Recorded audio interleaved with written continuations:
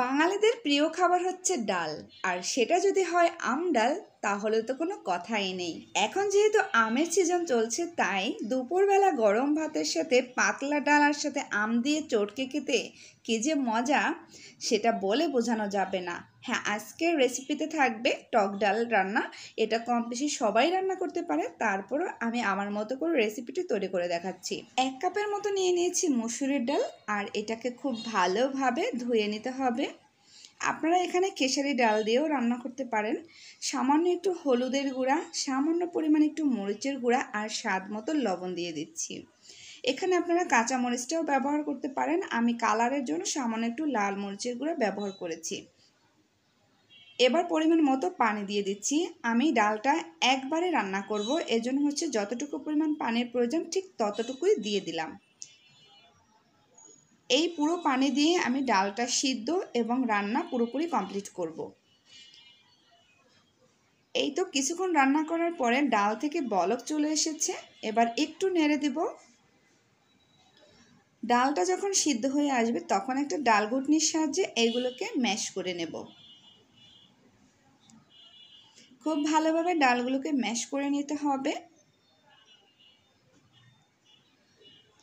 আমার কাছে ডালটা একবারে এভাবে বসিয়ে রান্না করলেই ভালো লাগে। অনেকে হচ্ছে প্রথম অবস্থায় সামান্য পানি দিয়ে ডালটা সিদ্ধ করে নেয়, এরপরে আবার নতুন করে পানি অ্যাড করে।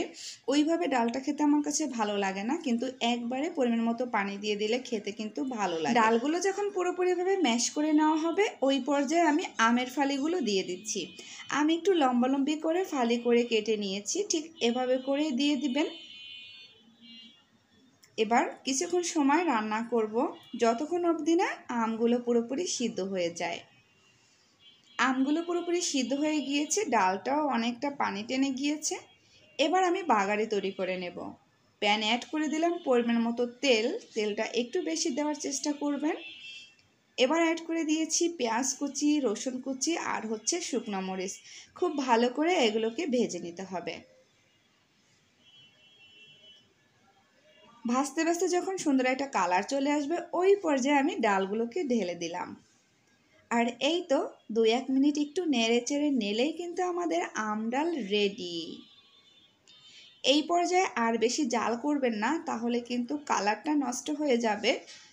হালকা একটু বলক তুলে নিয়ে চুলাটা অফ করে দিবেন। এতে করে কিন্তু ডালের কালারটা ভালো থাকবে। আর এই তো দেখতে পাচ্ছেন কত ঝটপট তৈরি করে নিলাম টক ডাল।